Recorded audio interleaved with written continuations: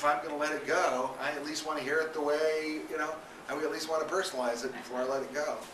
So it isn't just generally mean, might as well maximize the hurt. And I find that sometimes if you're brushing up against somebody with sort of your same myth, or something like that, and you're really comfortable in yours, and they're not comfortable in theirs, they'll sort of, it takes them out a little bit. Do you know what I mean? To have somebody who's really confident in who they are, even like in the business and in the industry, directors and stuff, it's kind of like, if you really own it, sometimes they'll take a swipe, just because it... Yeah, it's the reverse charismatic effect.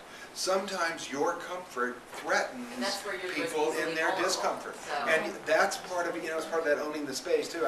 When you take the space of being a charismatic person, there's all kinds of stuff that comes with it.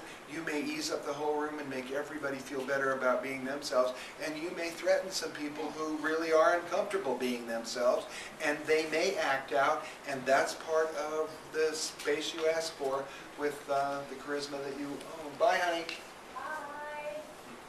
Yes. Really quick, Sam, do you have any tips for us on what to do when I'm sure we've all gotten this? That was great, thank you. And that's what we get, and that's what we're given. And I was like, I'm not getting any feedback but that these days. Yeah, well, this is the bigger issue, I think, ultimately. We're talking about whatever feedback you do get, but that issue, we are acknowledged barely that we're alive, and we have no sense of what, and I think what we have to do with that, it had to do with this other thing that Gerard mentioned. The burden that is on the people making the decisions. First of all, they have a job, they have to make decisions. And some of them are sadists and they enjoy hurting. But I think that's a very small percentage of people. Most of them are nice human beings just like you. And they would rather say something neutral than to say no. Because the truth is, if they see 10 people, 1 or 2 of them are going to be right for a whole series of reasons that they both don't want to have to explain to you, nor do they want the burden of yet another no. So what they're going to do is neutralize by saying, that was just great, thank you so much. Because then the appropriate thing you're going to do is go, nice to have seen you, thanks for the chat, whatever you say, and you're out. If they say, no, then we're going to go, why? And then they've got to explain to you, well, the truth is, we want somebody with blonde hair. Or the truth is, we want somebody taller. Or the truth is, we want somebody thinner. Or the truth is, we want somebody more talented. They don't want to have to say any of that. It takes up time, they don't want more burden, and they especially don't want, not thin enough, I can lose weight. And then there's this whole deal going on. So what they do is say, thank you very much, that was just terrific.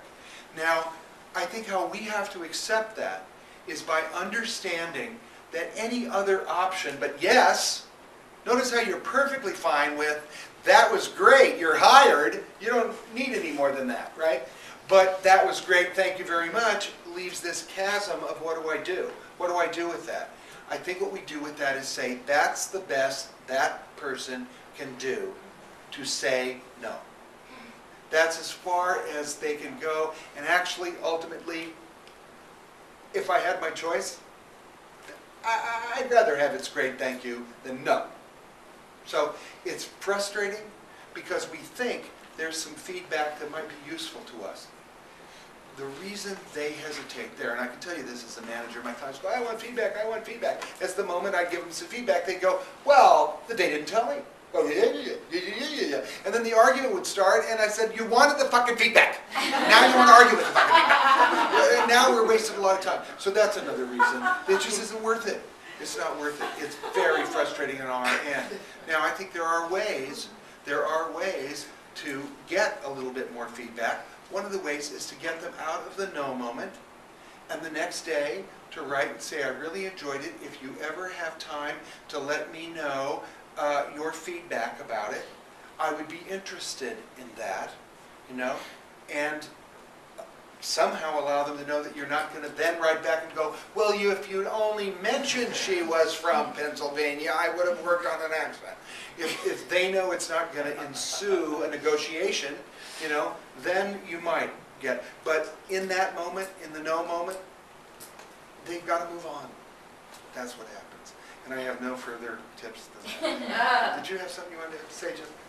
Yeah, I'm Dustin, not sorry. an actor, but I've heard of, I don't know if you've heard of this as well, being a casting director, but people taking voice recorders, like their phone or whatever, and leaving a bag in a room once they leave after the audition, and recording their comments, when they discuss everything. They go back in and grab your bag. Well, it's a new thing. When I was casting, we didn't have that availability to do that. And now people are recording all kinds of things that it would be nice if they didn't, just ask Tiger Woods.